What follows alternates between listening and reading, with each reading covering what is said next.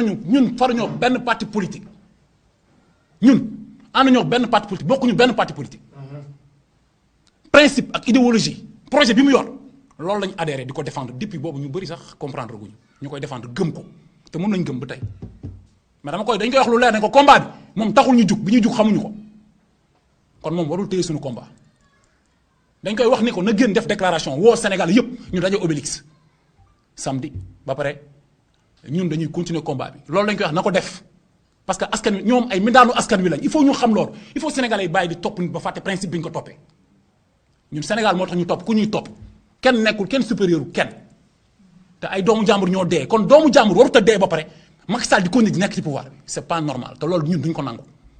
Sénégal nag foo waxee ñu ne la bul xeex boo dee yaay perte sa bakkan ñi ngay xeexal jaruñu ko lu tax ngay xeex ku ñàkk sa doom perte nga Macky Sall ne loolu laay dëggal moo tax bi Ousmane Sonko génnee li mu wax tax na Macky Sall ñoom bàyyi nañ wala ñoom bokk nee nañ dañuy combattre di xool pacifisme wala loo xam dañ koy rafetal su Macky Sall nga jël ay policiers am ñuy dugg fekk ay xale yu am 15 ans seen ginnaaw yaay yi di leen foqati ba léegi ba bërki dem Macky Sall mi ngi rey ay nit policiers yaa ngi rey ay nit ci biir kër di dàq ci ay boy yu ndaw yoo xam yoruñu dara ñuy làqatu ci ay ginnaaw ay maire ay jigéen ñoo ñuy dóor ay fusil à pompe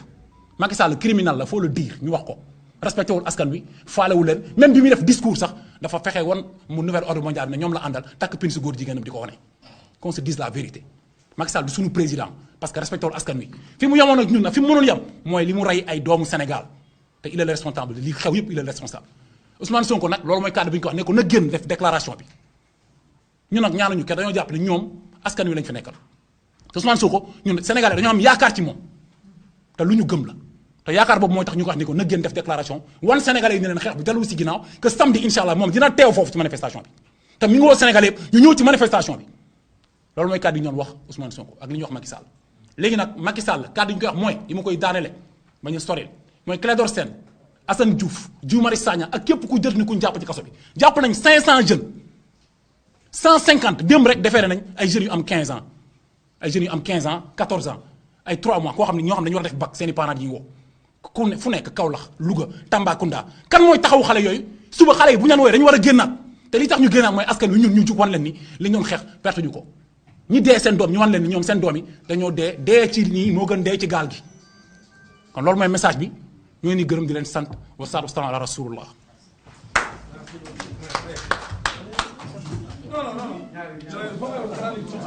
Non, quelques mots. S'il vous plaît, Cheikh Omar Diagne, il faut qu'il dise quelque chose. Le professeur Cheikh Omar. Allez-y. Voilà. Vous avez déjà. Non, je sais, mais ça c'est cadre. Ça nañ def silencieux téléphone s'il vous plaît. Asalaamaaleykum wa rahmatullah. Donc fas yéene moon jël kàddu sax parce que wax dëgg yàlla wax nañu lépp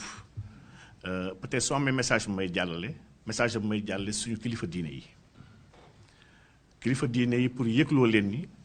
am nañu nguur gi nga xam ne bàyyiwu leen xel am nañu nguur gi nga xam ne mu ngi nas ak di nocci ci wàllu agenda LGBT bu nekk ci àdduna bi Macky Sall ak équipe boobu ñu ngi nas li nga xam ne bu ko waa Sénégal xamoon wallahi azim ñëppay jug dem pale fekk ko fa génnee ko ba pare rey ko ñu yem ci génn kese dañu koy rey Macky Sall inscrire na Sénégal ci benn agenda bi nga xam ne ñu ngi lewal ak di layal lépp li nga xam ne ay droits LGBT dans le monde entier. maa ngi koy wax yàggul ci weer wi ñu weesu muy février président Biden dafa falu génneewaat benn projet wu Obama bu 2011 mu wax ne États-Unis na commencé durcir ay sanctions ci bépp dëkk bi nga xam ne yéewanalul wala yombalalul lépp luy droit LGBT yi dans le monde loolu projet Obama loolu depuis 2011 mu teg si nag ne ni dina sanctionner financièrement bépp dëkk bi nga xam ne dañuy buntu xatal ak di fitnaal góor jigéen seen biir dëkk lii la Biden wax ba mu njëkkee yeeg pouvoir loolu bettuñu Biden équipe am sax nommé na transgenre nommé na ay góor jigéen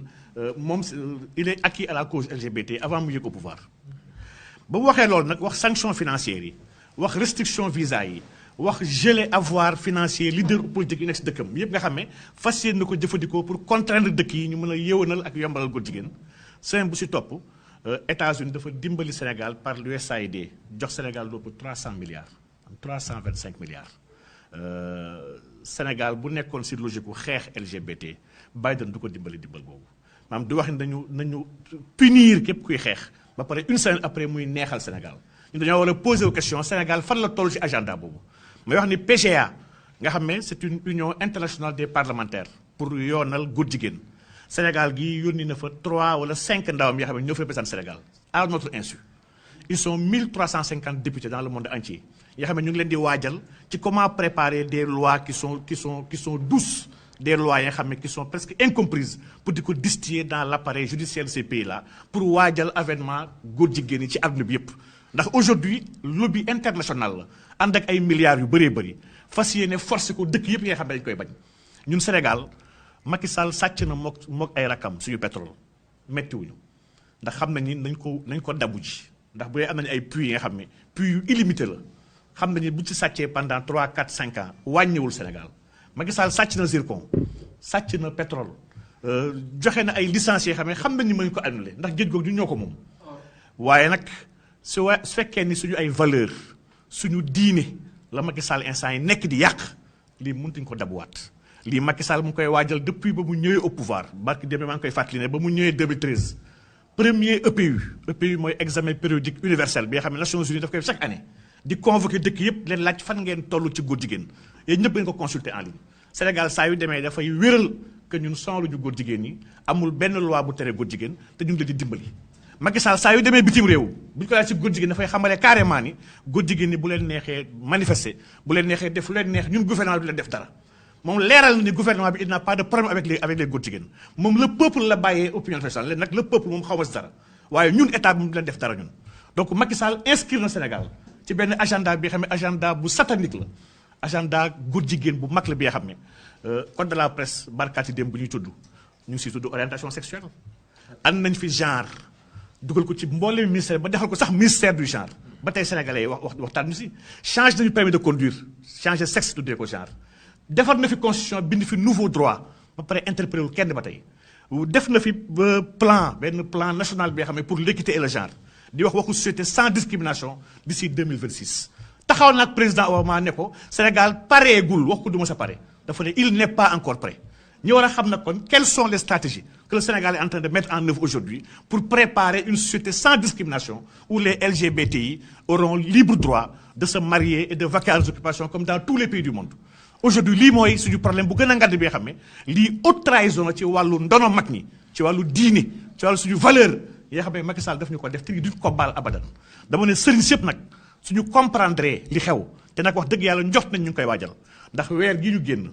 am nañ jàmbaar gu mag Sénégal bi xam ne Sénégal yëpp ko amee njukkal muy tudd Ababacar Mboup dox nañu si benn àndandoo bi nga xam ne ñu tudd ànd sàmm jikko yi sëñ Fallou mii kenn la si ñoom di def liggéey bu mucc ayib ci wàllu googu dem nañ seeti mboolee mi xalif généraux Sénégal yi mboolee mi imam ratib yi nekk si biir Sénégal bi yëpp pour wan leen ni Sénégal nekkee di dox ci wàllu ngóor jigéen ñu am nag bëgg-bëgg ci benn loi buy criminaliser homosexualité au Sénégal ndax loolu nga see koy faj instant mbay wax ak yéen la Ligue LGBT du Sénégal mu ngi préparé benn atelier bi nga xam ne pour amender l'alinéa 3 de l'article 319 du code pénal ñoom nëbatuwuñu dañ ko bind ñu ngi koy taf ne il faut ñu dindi article boobu parce que article boobu il est discriminatoire